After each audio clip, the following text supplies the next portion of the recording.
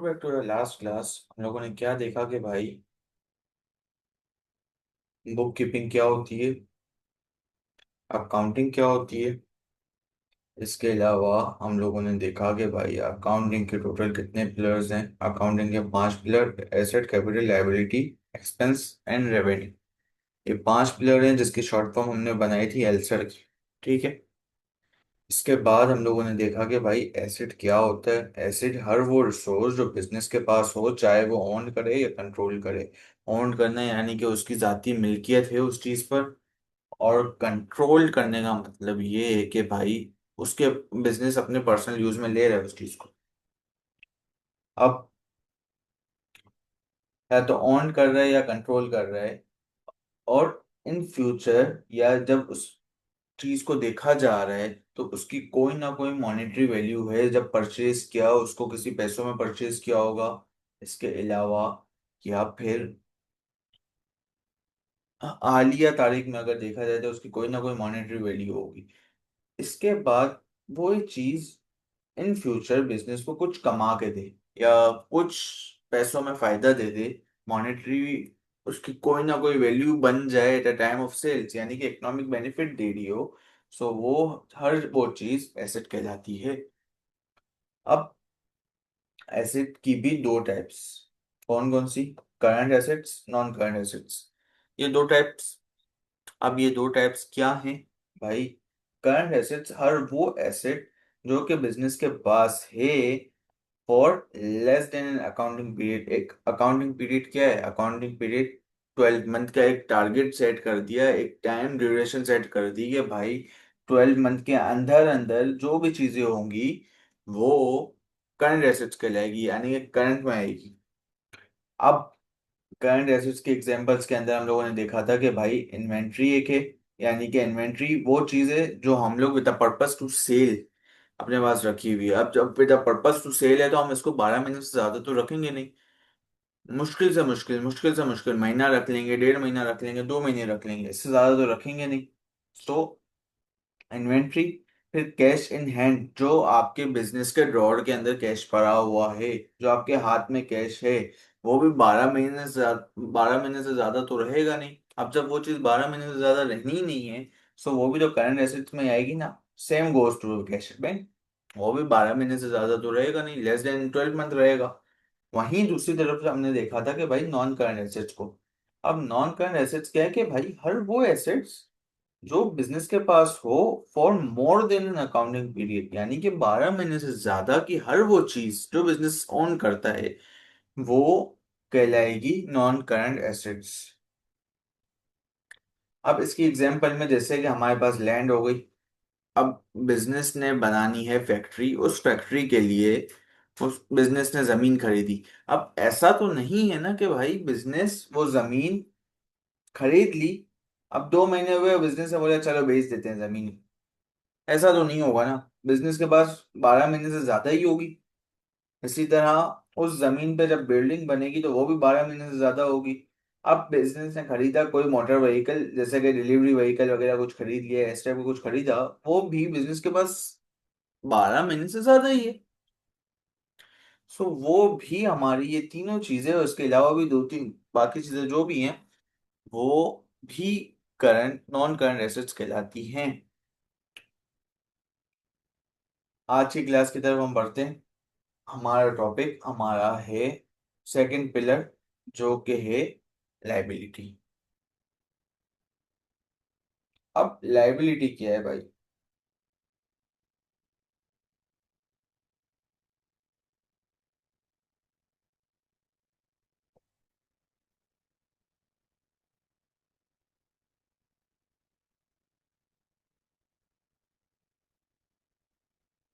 Liability क्या है?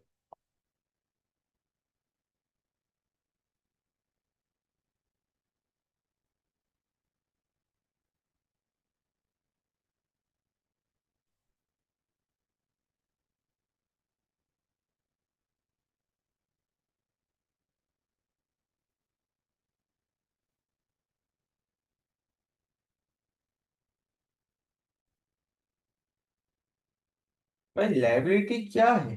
Liability कुछ नहीं है, लाइबिलिटी सिर्फ ये है कि भाई,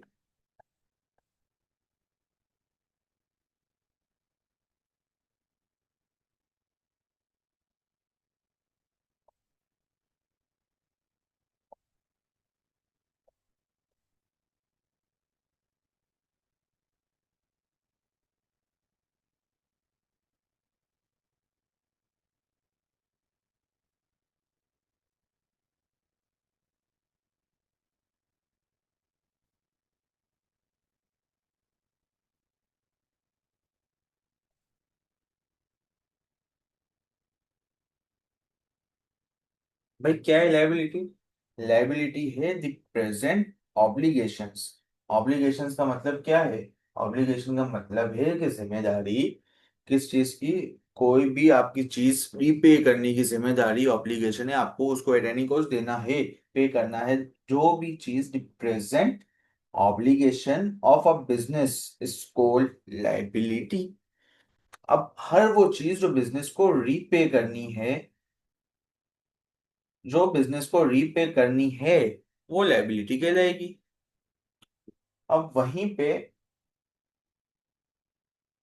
यहाँ पे भी एक मसला आता है कि भाई लायबिलिटी तो कहला रही है, लेकिन इसकी भी कोई ड्यूरेशन होगी। जैसे हमारे पास एसेट्स के अंदर ड्यूरेशन थी, करंट एसेट्स और नॉन करंट एसेट्स की। दोनों में फर्क था, एक 12 महीने से अंदर अंदर था, एक 12 महीने के बाद था। तो यहाँ पे भी तो कुछ होगा। यहाँ क्या होगा? अब यहाँ पे भी कोई चीज,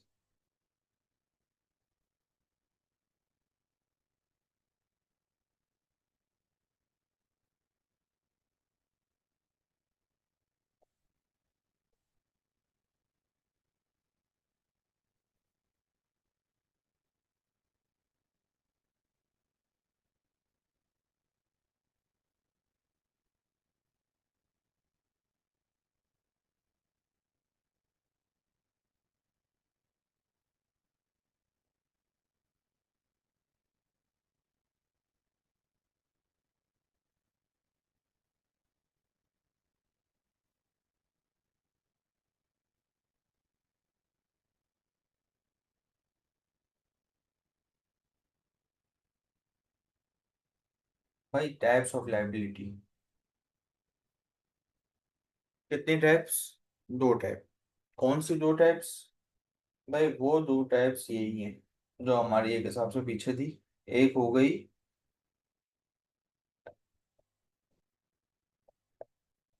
करंट लायबिलिटी, दूसरी हो गई हमारे पास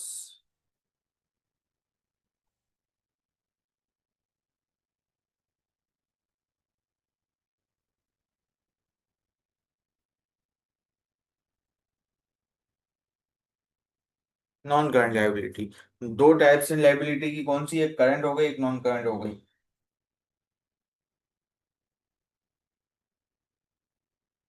सही। अब करंट लायबिलिटी क्या है?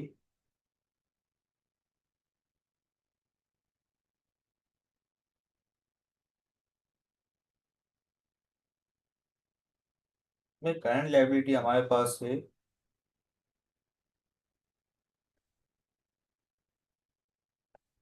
Those liabilities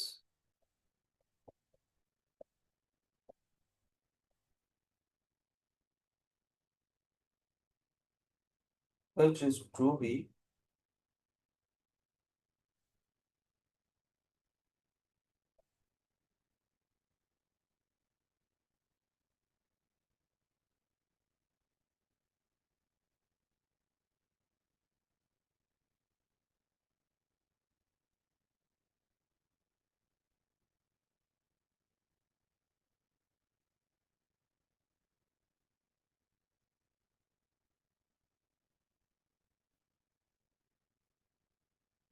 all those liabilities which is to be paid या which are to be paid in less than an accounting period.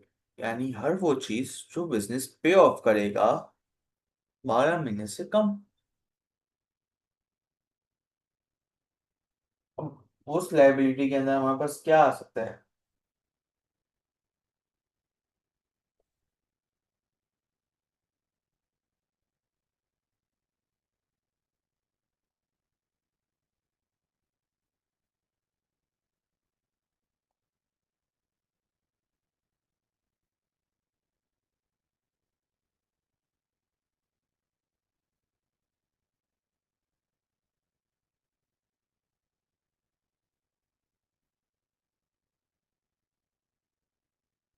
एक हो गया अकाउंट पेएबल। या तो अकाउंट पेएबल बोलो या ट्रेड पेएबल बोलो, बात एक ही है। क्या मतलब है? इसका मतलब है कि भाई आपने किसी से पैसे लिए हुए हैं या किसी से को आपने पे ऑफ करना है, वो चीज। इसके बाद हमारे पास सेकंड एग्जांपल होगी।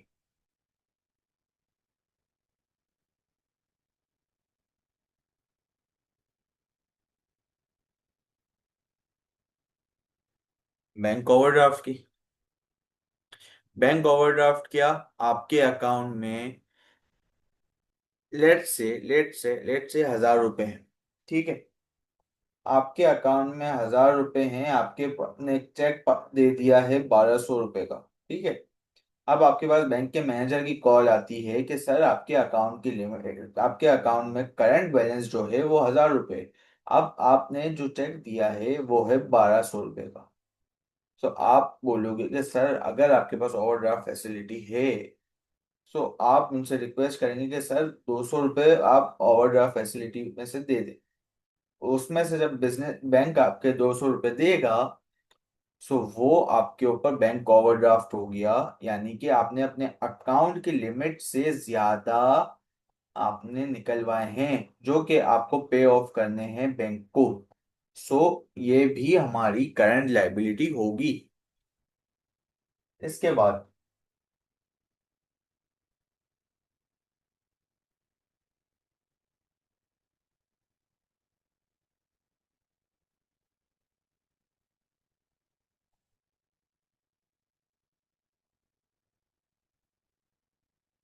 Accrued expense. अक्रूड एक्सपेंस क्या है? भाई अक्रूड एक्सपेंस हर वो एक्सपेंस जिसका आपने यूटिलाइज कर दिया है, यानी कि आप उसको इस्तेमाल कर चुके हो लेकिन आपने पे नहीं किया। लेट से आप अपने फोन में बैलेंस डलवाते हो जो कि है प्रीपेड, आप पहले से पे करते हो। ठीक है। अब इसी तरह एक आता है जो कि होता है पोस्ट पेड। आप जितना चाहो पूरे महीने आप इस्तेमाल करो, at the end of the month आपके पास उसकी बिल आ जाएगा कि सर आपने इतने इस्तेमाल किया, आप इतना पे ऑफ करो। Same goes to utility bills.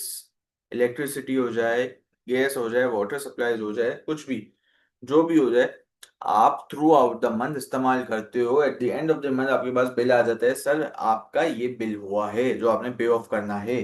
अब जब तक आप वो पे ऑफ नहीं करोगे वो आपका अक्रूड एक्सपेंस होगा। It means you have incurred the resources but not yet paid.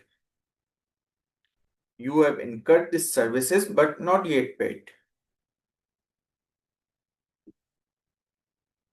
वहीं अब दूसरी तरफ non current liability. Non current liability क्या है?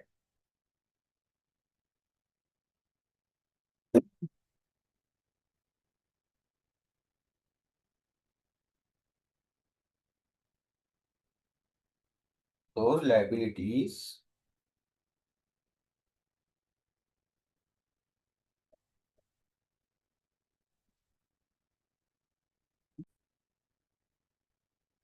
भाई क्या है नॉन करंट लायबिलिटी? हर वो लायबिलिटी जो कि बिजनेस को पे ऑफ करनी है in more than an accounting period.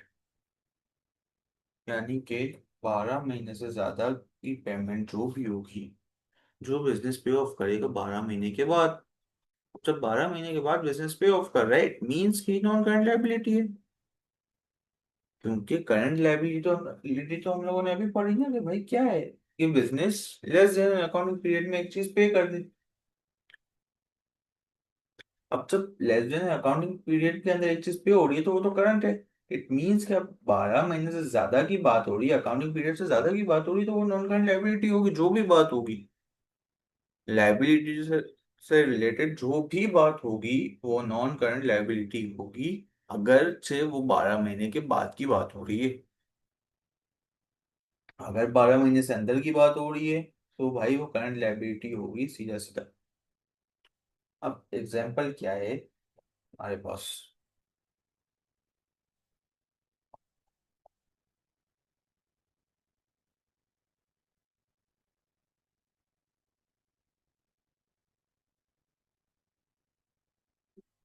Non current liability की कोई एग्जाम्पल ही नहीं है।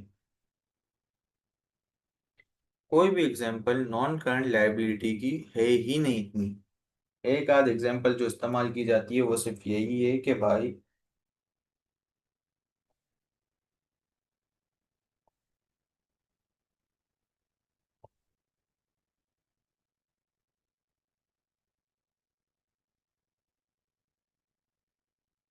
ये एग्जाम्पल है जो इस्तेमाल की जाती है। Long term bank loan. अब लॉन्ग टर्म बैंक लोन क्या है भाई? लेट से आपने अपना बिजनेस स्टार्ट किया, आपने लगा दिए अपने बिजनेस में लाख रुपए। ठीक है। अब आपने देखा कि भाई लाख रुपए तो मैं लगा रहा हूँ, मुझे 20,000 रुपये की जरूरत और पड़ रही है।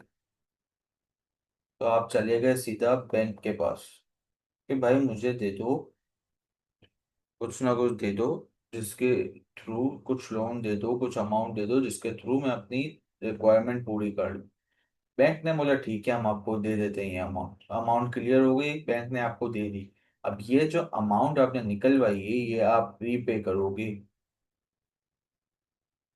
ठीक है।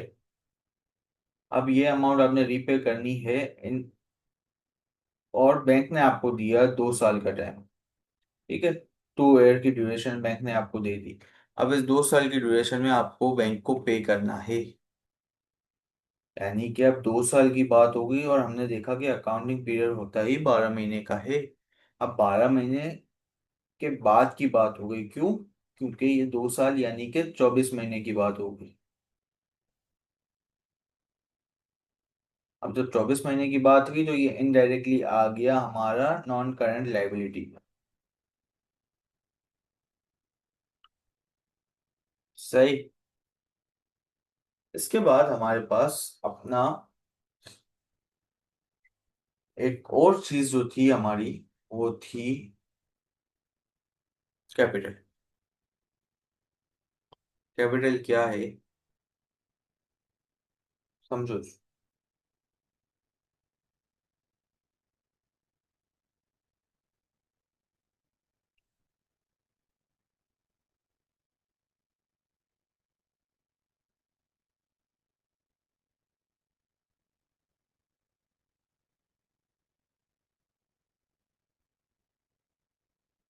कैपिटल क्या है?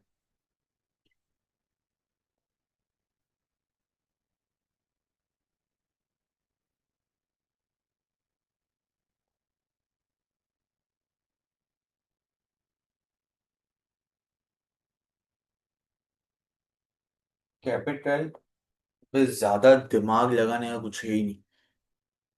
कैपिटल बिल्कुल एक छोटी सी चीज है, ना इसकी कोई टाइप है ना कुछ है, कुछ भी नहीं है। कैपिटल एक छोटी सी चीज है, वो है कि भाई,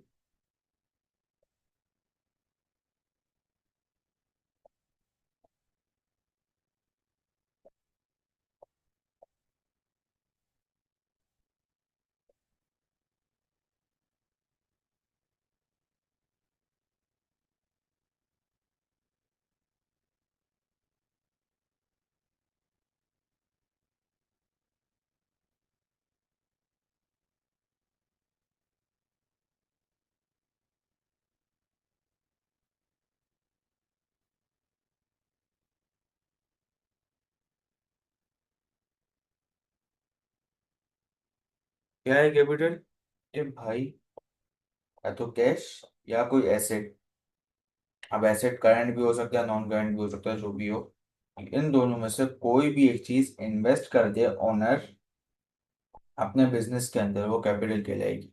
इन short capital is nothing but just an owner investment to its business. जो भी चीज ऑनर अपने बिजनेस में लेके आएगा वो कैपिटल कहलाएगी।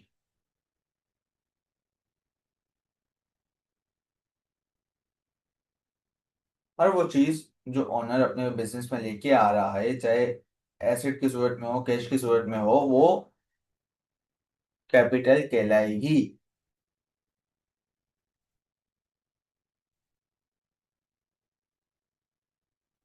अब हम जरा अपने तीसरे उसकी तरफ बढ़ते हैं, सॉरी चौथे उसकी तरफ। हमारे पास चौथा पॉइंट क्या था? एक्सपेंस।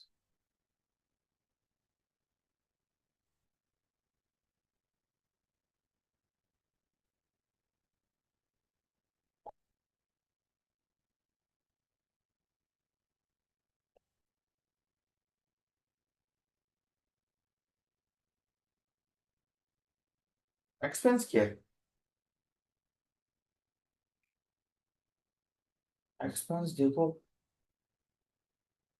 हर वो चीज, हर वो पैसा, हर वो काम, हर वो एक्टिविटी जो आपको अपने प्रोडक्ट को बेचने के लिए करनी पड़ती है, जो भी उसकी प्राइस, उसकी अमाउंट आपको पे करनी है, वो एक्सपेंस है। अब चाहे लेबर की कॉस्ट हो, चाहे रॉ मटेरियल्स की कॉस्ट हो, वेजेस हो, या फिर आपकी स्टोरेज कॉस्ट हो, sorry storage cost, yes storage cost हो,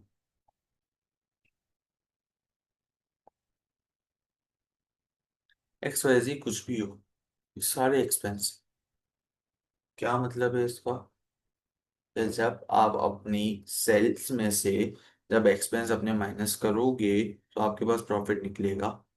ये बात हम लोगों ने बचपन से सीखी। ठीक है। जब आप अपनी सेल्स में से अपने अखराजात को माइनस करते हो और जो फिर अमाउंट बचती है वो आपको प्रॉफिट होता है। अब यहाँ देखो, क्या है एक्सपेंस?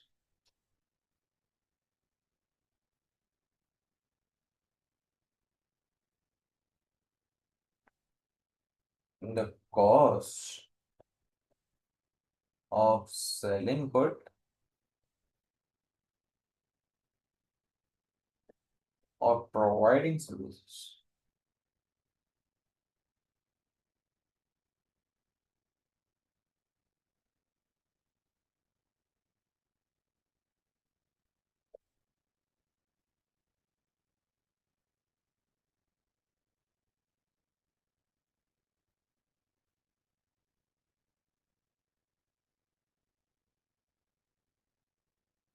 क्या मतलब? भाई हर वो कॉस्ट जो बिजनेस बेयर करता है अपनी प्रोडक्ट को सेल करने के लिए या कोई सर्विस प्रोवाइड करने के लिए, वो कॉस्ट कहलाएगी एक्सपेंस। अब service provide in a sense कि भाई आप गए किसी मूवी थिएटर में, ठीक है, वहां पे आप गए, आपने टिकट ली, ठीक है, आपने टिकट ली, आप गए, आपने मूवी एंजॉय की, आपने मूवी एंजॉय की, आपने सर्विस लिए,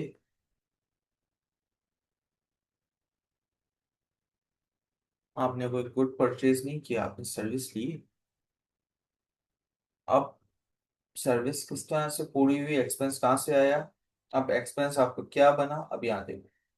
अब उस थिएटर की रेंट, ठीक है, उसका यूटिलिटी, इसके अलावा उसके मेंटेनेंस,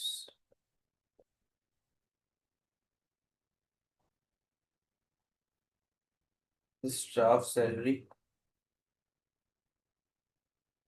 एक्स वाई जी, जितने भी एक्सपेंस होंगे ये सारी के सारी एक्सपेंस हैं।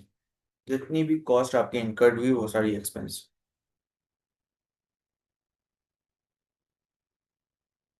आखिरी, हमारे अकाउंटिंग के पिलर का आखिरी पार्ट, आखिरी चीज क्या है वो देखो।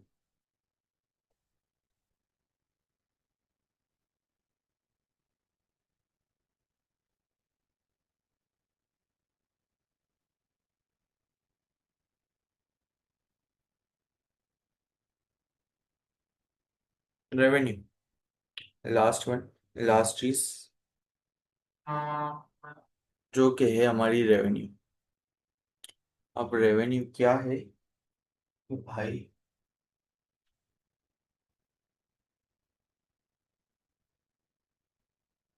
रेवेन्यू हमारे पास है एक स्पेसिफिक अमाउंट, जिसपे आप कस्टमर को जो अमाउंट आप अपने एक्सपेंसेस वगैरह ऐड करके अपना प्रॉफिट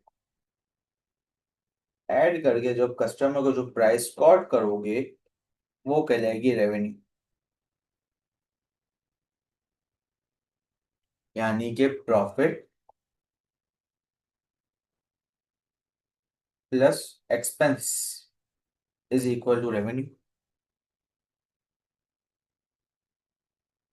आपने अपने प्रॉफिट में अपना एक्सपेंस ऐड कर दिया तो आपके पास रेवेन्यू आ जाएगा। अपना एक्सपेंस अपनी कॉस्टिंग आपने ऐड कर दी, आपके पास रेवेन्यू आ जाएगा। वहीं जब आप रेवेन्यू में से अपना एक्सपेंस माइनस करोगे तो आपके पास प्रॉफिट आ जाएगा।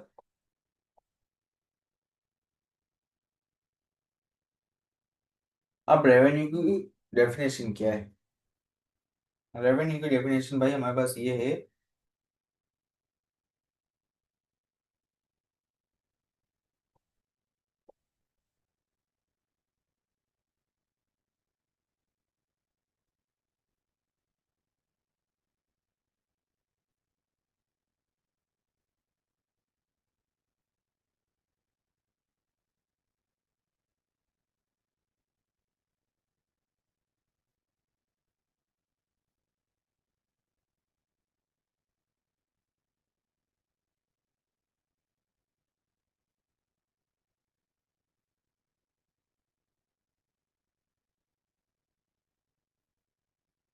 भाई हर वो प्राइस जो कि आप कस्टमर को कोट करोगे, किस लिए?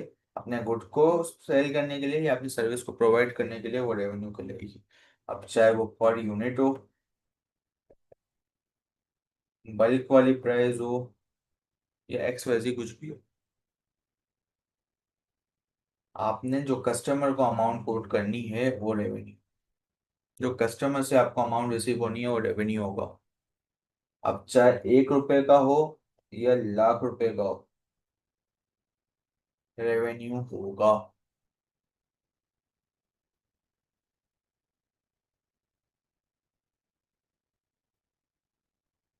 अब रेवेन्यू और हमारे एक्सपेंस की एग्जांपल्स।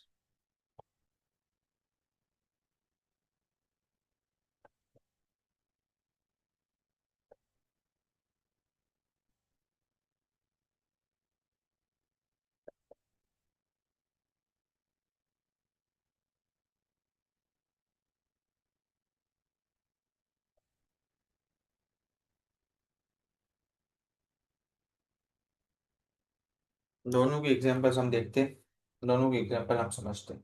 ठीक है।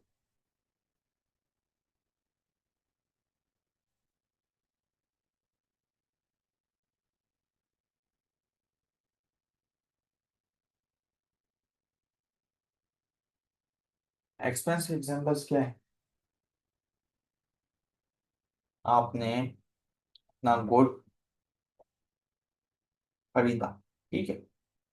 उस गुड को खरीदने के लिए आपने एक कॉस्ट की होगी, आपने एक अमाउंट दी होगी। आपने जो अमाउंट दी है वो एक्सपेंस है। आपने क्या गुड खरीदते हैं तो हमेशा परचेज के नाम से रिकॉर्ड होता है। गुड्स आप जब भी खरीदोगे आप परचेज के नाम से रिकॉर्ड करोगे। यानी कि एक कॉस्ट में आ गया, एक एक्सपेंस में आ गया हमारे पास परचेजेस, ठीक है। इसके बाद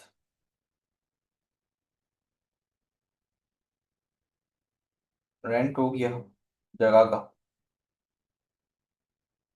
सैलरीज हो गई। इसके अलावा हमारे पास एडवर्टाइजिंग कॉस्ट होगी, आपको अपना प्रोडक्ट बेचना है तो एडवर्टाइज तो करना पड़ेगा। इसके अलावा आप एक और ले लो, वेजेस। अच्छा, एक और चीज, बच्चे यूजुअली कंफ्यूज होते हैं कि सर सैलरीज और वेजेस एक ही चीज होंगी ना, क्योंकि दोनों आप चीज अपने लेबर को दे रहे हो। तो भाई एक चीज समझ जाओ, सैलरीज हमेशा फिक्स्ड होती है और मंथली बेसिस पे होती है, जबकि wages per hour, per day, इस पर डिपेंड करती है। जितने घंटे बढ़ेंगे, जितने दिन बढ़ेंगे, उस हिसाब से वेजेस बढ़ती रहेगी, जबकि जितने दिन बढ़ जाए, इतना टाइम बढ़ जाए, कुछ फर्क नहीं पड़ता सैलरी वाले को। उसको जैसे लेट से एक बंदे की सैलरी 20,000 रुपये है, ठीक है, उसकी सैलरी 20,000 रुपये है, और एक बंदे ने डिसाइड किया है कि भाई मैं 1 घंटे के 1,000 रुपये लूंगा, ठीक है, ठीक है। अब इसने डिसाइड किया कि मैं 1 घंटे के 1,000 रुपये लूंगा। काम वैसे था 1 घंटे का, अब हो गए 2 घंटे का। अब जब 2 घंटे का हुआ तो उसको मिलेंगे 2,000 रुपये। जबकि इसको कुछ भी कर ले वो, 30 दिन की जगह 31वां दिन भी काम कर ले, तो भाई उसको मिलेंगे 20,000 रुपये। ये फर्क है सैलरी और वेजेस में। मूविंग फॉरवर्ड, रेवेन्यू के एग्जांपल्स में हमारे पास क्या हुआ? सबसे पहली चीज तो आप ये समझ लो, यहाँ पे सेलिंग की बात आई। आपने कॉस्ट, सॉरी, जो प्राइस आपने कस्टमर को कोट करनी है, उसकी बात हुई है इधर। इट मीन्स कि जब सेलिंग की बात हुई तो इससे जो अमाउंट जनरेट हुई वो भी तो रेवेन्यू है ना।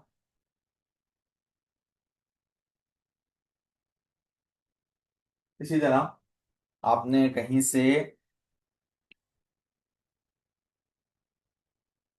लेट से आपने कहीं से कमीशन वाला काम किया या कुछ इस टाइप का काम किया, तो आपका कमीशन भी आपका इनकम भी।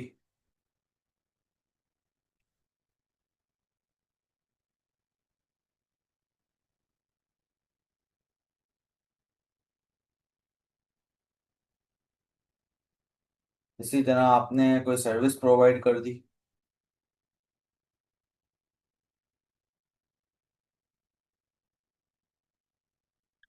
ये इसके अलावा काफी चीजें हैं जो हम आगे देखेंगे, बट टिल नाउ हम यहाँ तक रखते हैं।